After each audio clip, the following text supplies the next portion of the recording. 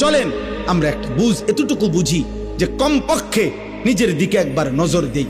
আমি আপনি যে যেখানে আসি 30টা সেকেন্ড, প্রত্যেকে একবারে 30 সেকেন্ড সময় আপনি একটু চোখ বন্ধ করে অথবা আপনার বিবেক দিয়ে আপনি ভাবেন, আমরা যারা এখানে বসা এখন যে যে অবস্থানে বসে আছি, চোখ বন্ধ করে বা 30 সেকেন্ড নীরবে ভাবেন তো যে অবস্থায় আছি, এই অবস্থায় আমাদের জীবনের গুনার পরিমাণ বেশি নাকি নেকির পরিমাণ বেশি? কি মনে হয়?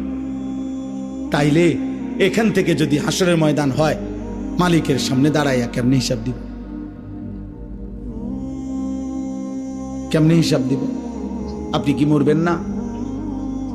আপনাকে কি কবরে যাইতে হবে না? এই কথাটাই আমি মনে করাই দিলাম। আমার ছোট্ট বুঝে আমি এতটুকু বললাম। আল্লাহ তাআলা বলছে, বান্দা এবার যদি মনে করে থাকো তোমার গুনার পরিমাণ বেশি, তাইলে তুমি অন্য কোথাও গিয়ে লাভ নাই।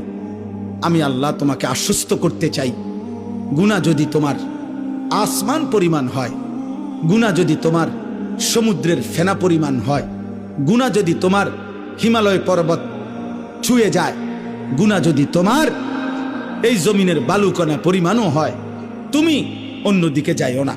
তুমি যদি শুধু বুঝতে পারো, অনুভব করতে পারো, তোমার ভিতরে যদি উপলব্ধি আসে আমার গুনাহ বেশি, আর আমার এই গুনাহ আমার জাহান্নামে নিবে, আর জাহান্নামের আগুন আমি সহ্য করতে পারবো না, খোদার কসম আল্লাহ বলেন, এদিক সেদিক না গিয়ে বান্দা তুমি আমার দিকে ফিরে আসো, আমার রহমত থেকে নিরাশ হইও না।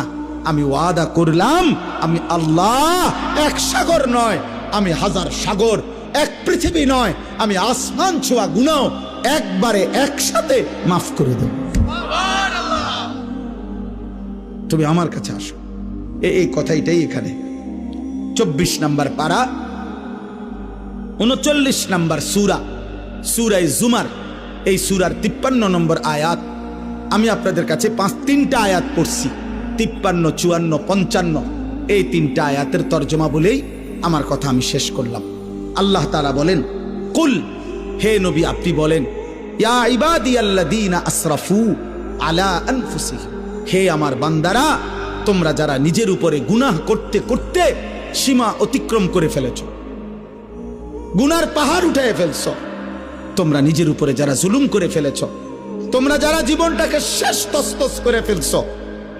হাদিসের মধ্যে, তাফসীরের মধ্যে আছে, নবীজির কাছে কয়েকজন লোক এসে বলছিল, হে মুহাম্মদ, আমরা তোমার কালেমা গ্রহণ করতে চাই, কিন্তু তুমি কি জানো যে আমাদের গুনাহ কি পরিমাণ?